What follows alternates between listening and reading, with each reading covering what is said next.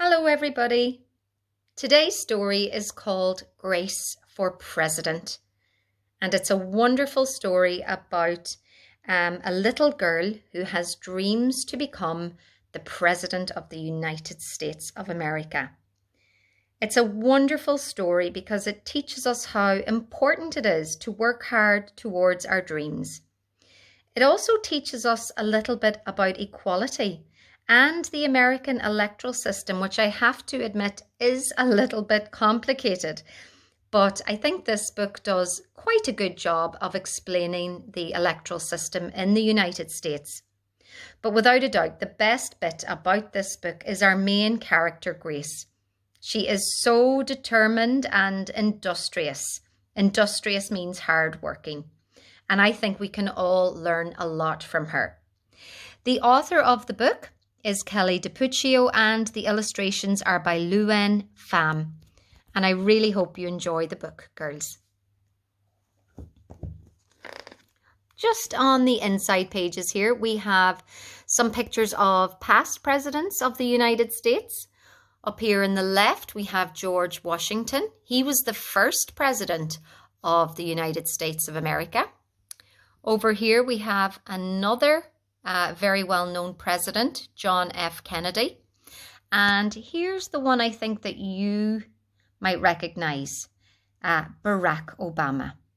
And of course, we get a little sneak peek at Grace here in the corner.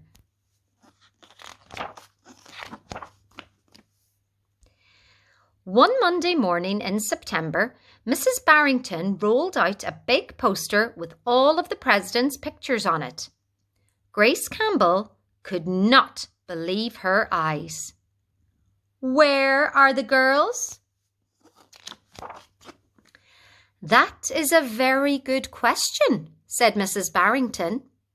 "The truth is, our country has never had a woman president." "No girl president? Ever?" Grace asked. "No, I'm afraid not," said Mrs. Barrington. Grace sat at her desk and stewed.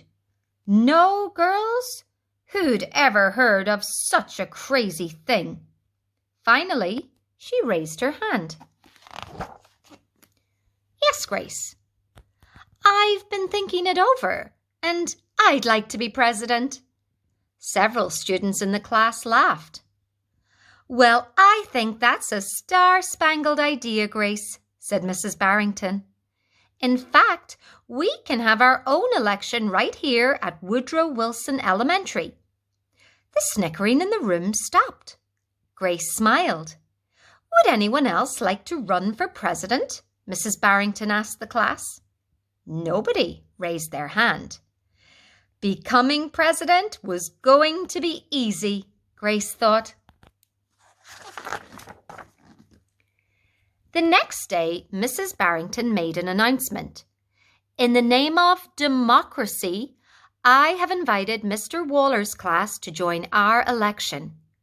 Their class has nominated Thomas Cobb to be their presidential candidate." Grace's heart sank. Thomas was the school's spelling bee champion. His experiments always took a blue ribbon at the science fair. And he was captain of the soccer team. Becoming president wasn't going to be so easy after all, Grace thought. The teachers put the names of all 50 states and the District of Columbia into a hat. Everyone, except for Grace and Thomas, got to choose a state.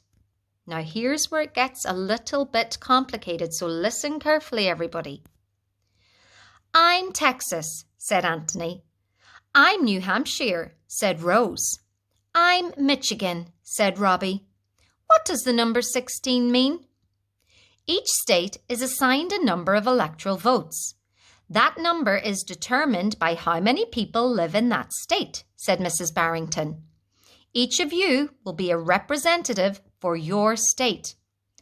Altogether, our country has 538 electoral votes," Mr. Waller explained.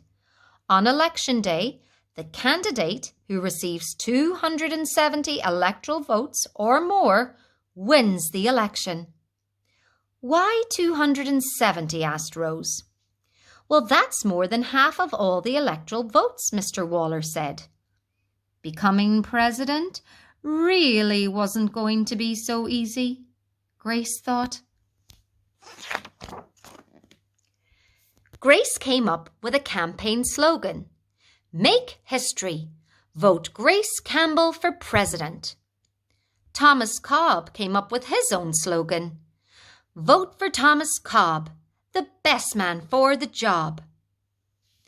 Grace listened to what issues were important to the students, and she made a list of campaign promises. A peaceful school, no bullies. A cleaner school, no littering. Better hot lunches, no more fish stick tacos. Thomas made his own list of promises. Free tutoring, free soccer lessons, fish stick tacos every week. Grace made campaign posters and buttons. Thomas made posters and buttons too. Each week, the teachers set aside time for the candidates to meet with their constituents.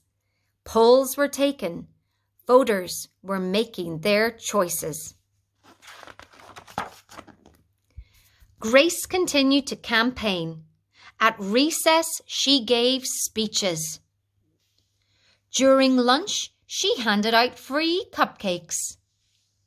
After school, she held rallies. You can see her there looking like the Statue of Liberty. Meanwhile, Thomas wasn't worried. He had cleverly calculated that the boys held slightly more electoral votes than the girls. At recess, Tom studied his spelling words. During lunch, he worked on his latest science experiment. After school, he played soccer. Even before the election, Grace made good on her promises. She joined the safety squad. She organised a school beautification committee. And she volunteered her time in the school cafeteria. If we have a look at this picture, we can see just how exhausted Grace is from all her hard work and campaigning. Excuse me. In early November, Woodrow Wilson Elementary hosted a special Election Day assembly. Grace and Thomas took their places on stage as the school band began to play. Henry was the first representative to approach the microphone. The Yellowhammer State of Alabama casts its 9 electoral votes for Thomas Cobb. Fletcher said, The Last Frontier State of Alaska casts its 3 electoral votes for the best man for the job, Thomas Cobb. Hannah called out, The Grand Canyon State of Arizona casts its 11 electoral votes for Grace Campbell. And so it went. State after state after state cast their electoral votes. The scoreboard in the gymnasium kept track of all the totals.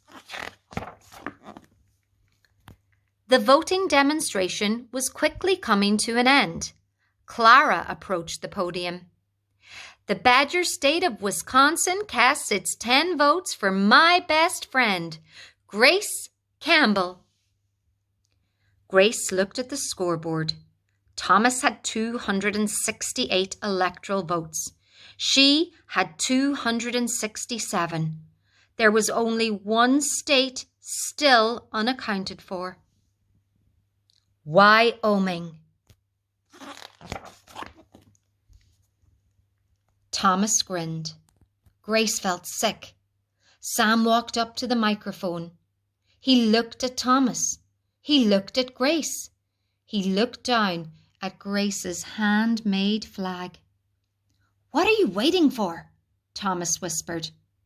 The band stopped playing. All eyes were on Wyoming. Finally, Sam cleared his throat. The equality state of Wyoming casts its 3 electoral votes for Grace Campbell.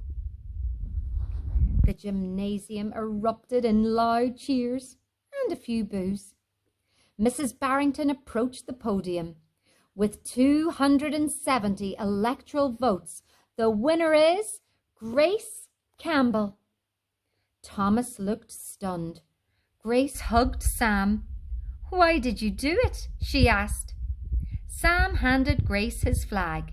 "Because," he said, "I thought you were the best person for the job."